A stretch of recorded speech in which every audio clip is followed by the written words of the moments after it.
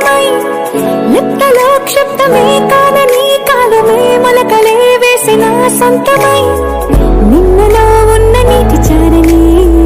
కన్నులే తొంగి చూసుకోవని